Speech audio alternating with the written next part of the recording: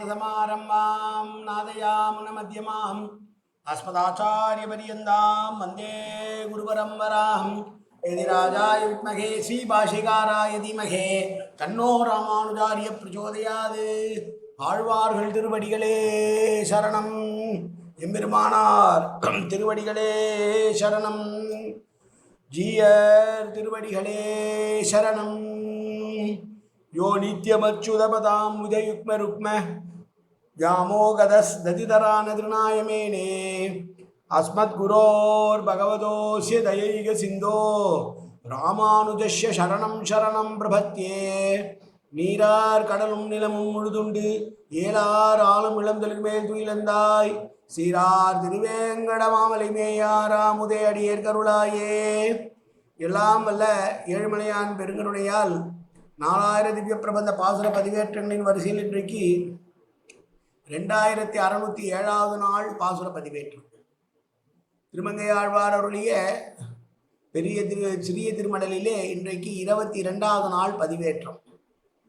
20வது நாள் பதிவேற்றும் போது 21 என்று சொன்னதனாலே நேற்று 2605வது நாளிலே 20வது நாள் பதிவேற்றம் என்று சொல்லியிருக்க வேண்டும். ஆனால் அன்றைக்கு 21 என்று தவறாக சொல்லியிருக்கிறேன். அதை தொடர்ச்சியாகவே 2006வது நாள் பதிவேற்றத்திலும் 21வது நாள் என்று சொல்லிவிட்டேன். ஆனால் இன்றைக்குத்தான் இது 22வது நாள் பாசுர பதிவேற்றம். 22 என்று சொல்லியிருந்தேன் 2006வது நாளில் 6600 நாளில். ஆனால் இன்றைக்கு தான் 22வது நாள் பதிவேற்றம். இந்த வரிகளோடு சிறிய திருமடல் முடிவடைகிறது. சிறிய திருமடல் 155 அடிகளை கொண்டது என்று பார்த்தோம். அதை பிரபந்தக்காரர்கள் ஒரே பாசுரமாக தொகுத்திருந்த பொழுதும் உரையாசிரியர்கள் வெவ்வேறு விதமாக தொகுத்திருக்கிறார்கள். அதை 40 பாசுரம் என்று சொன்னாலும் நாம் அடிப்படையாக கொண்டு பேசுவது பள்ளத்தூர் பழனியப்பன் ஐயா அவர்கள் எழுதிய உரையை வைத்து அதிலே அவர் பிரித்தபடி பார்த்தால் இன்றைக்கு நேற்று பார்க்கிற பொழுது 149 வரிகளை வரை பார்த்தோம். இன்றைக்கு 150, 51, 52, 53, 54, 55 என்று 6 வரிகளை பார்க்க போகிறோம். இதோடு சிறிய திருமடல் நிறைவுறுகிறது. நாள் 22வது நாள் பதிவேற்றம். இது முதலிலே திருநறையூர் அரையர் எழுதிய கணியன். முள்ளிச் செழுமலரோ தாரான் முளைமதியம் கொள்ளிக்கன் உள்ளம் கொதியாமே வள்ளல் திருவாளன் சீர்கலியன் கார்கலியை வெட்டி மறுவாளன் தந்தான் மடல் என்று சிறிய திருமடலுடைய அரையருடைய தனியனது. இப்போது அந்த 6 வரிகளை பார்க்கலாம். நான் அவனை ஓரானை கொம்போசித்து ஓரானை விடுத்த சீரானை செங்கன் நெடியானை தேன்துழாய் தாரானை தாமரை போல் கண்ணானை என்னரும் சீர் பேராயிரம் பிதற்றி பெரும் தெருவே ஊரார் இகழும் ஊராது ஒழியேன் நான் வாரார் பூம்பெண்ணை மடல் என்று முறை செய்கிறார். இந்த மடல் ஊறுதல் என்பதற்கு ஏற்கனவே பார்த்தோம். படை ஓலையால் குதிரை செய்து கொண்டு மானவமானங்களை விட்டு யார் இகழ்ந்தாலும் தருந்தாலும் ஒரு காதலனானவன் தன்னுடைய காதலியை அடைந்தே தீர வேண்டும் என்று திருவாக செய்வான், அவளை பற்றி பிதற்றுவான், பேசுவான் என்றெல்லாம் சொல்லி அந்த பெண்ணை தன்னை தவிர வேறு யாரும் அடைய முடியாதபடி செய்வதற்காக மடல் ஊறுகிறான் என்று சொல்லுவார்கள். இது தமிழர் மரபிலே இருக்கிறது. ஆனால் மரபிலே இல்லாத ஒன்று எது என்றால் பெண்ணானவள் காதலனுக்காக மடல் ஏறுவது அல்லது மடல் ஊறுவது என்பது இல்லை என்றாலும் கூட 1000 ஆண்டுகளுக்கு முன்னாலேயே ஒரு மிகப்பெரிய புரட்சியாக கலிவெண்பாவினால் மடல் ஏறுவதை பற்றி பதிவிருக்கிறார் திருமங்கையாழ்வார். மடல் ஏறப்போகிறேன் என்று சொன்னாரே தவிர மடல் ஏறவில்லை. ஏனென்றால் அந்த காலத்து வழக்குப்படி பெண்களானது மடல் ஏறுவது கிடையாது. ஆனால் இவள் சபதம் செய்கிறானால் மடல் ஏறுவேன். இவரை சொல்கிறாள், பேராயிரம் கொண்டவன் பேரை பற்றி எல்லோரும் புகழ்ந்து பேசுகிறார்களவா, நான் அவனுடைய குற்றங்களை எல்லாம் பேசப் போகிறேன், அப்போதாவது அவன் என்னிடம் வருகிறான் பார்க்கலாம், அவனை இகழ்ந்தே பேசப் போகிறேன் என்றெல்லாம் பேசி இந்த 155 வரிகளால் சிறிய திருமடலை நிறைவு செய்கிறார் நம்முடைய திருமங்கையாழ்வார்.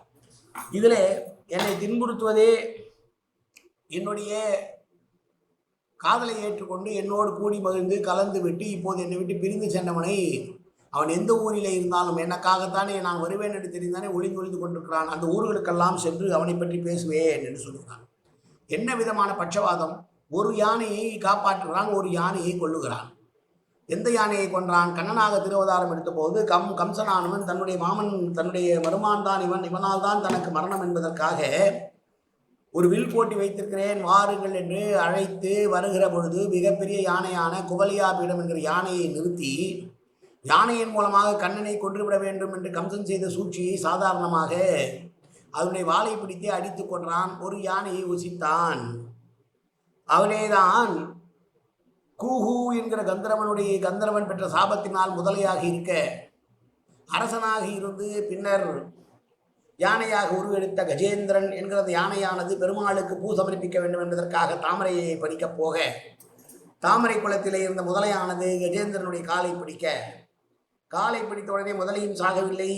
காலை பிடித்ததினாலேயே முதலை சாகவில்லை. காலை விடுவிக்க முடியாததனால் யானையும் சாகவில்லை என்ற நிலையிலே பரம்பொருளே ஆதிமூலமே என்று அழைக்க, ஆதிமூலமே என்று அழைத்தால் மற்ற தெய்வங்கள் எல்லாம் வர வேண்டியிருக்கு. எல்லாம் வானத்திலே கூடி நின்று நானல்ல என்று உரைக்க சக்கரத்தை எடுத்துக்கொண்டு அவசரகதியாக உள்ளூர்ந்து வந்து அந்த கஜேந்திரனை காப்பாற்றியவனே, நீ உன்னை பற்றி எனக்கு தெரியாதா? ஒரு யானையை கொன்றாய், ஒரு யானையை காப்பாற்றினாயே, இது என்ன பட்சபாதம் என்று நான் கேட்பேன் என்று சொல்லுகிறான்.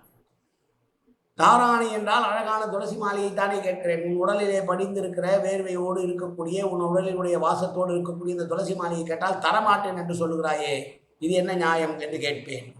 அழகான கண்ணை உடைய தாமரை பூ போல கண்ணை உடையவனே, பேராயிரம் கொண்டவனே, உன்னுடைய பேரில் இருக்கக்கூடிய விசேஷங்களை எல்லாம் மற்றவர்கள் சொன்னால் உன்னுடைய 1000 பேர்களுக்குள் இருக்க குறைகளை நான் பேசுவேன் என்றெல்லாம் கோபமாக பேசுகிறாள்.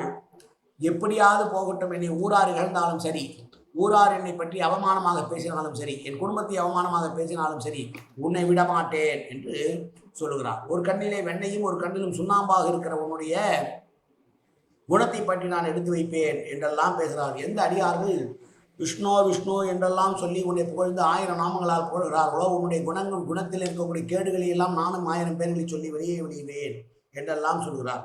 அதுவும் எங்கே சொல்வேன்னா, ஊரார் கூடி நின்றிருக்கிற ராஜ வீதியிலே நான் மடலூரி வந்து உன்னை பற்றி இகழ்ந்து பேசுவேன். அப்போதாவது உன் கருணை என் மீது படாதா என்று கேட்டு, நீ என்னால் என்னுடைய மடல் ஊறுவதிலிருந்து என்னை நீ தடுத்து நிறுத்த முடியாது, கண்டிப்பாக உன்னை நான் அவமானப்படுத்தியே தீருவேன் என்று சொல்வது போல, தான் எப்போதுமே அவனை விட்டு பிரிந்திருக்க முடியாமல் தவிப்பதை பரகால நாயகியாக புலம்பிய சிறிய திருமடல் இன்றோடு நிறைவேறுகிறது. நாளையில் பெரிய திருமடலை அனுபவிக்க இருக்கிறோம்.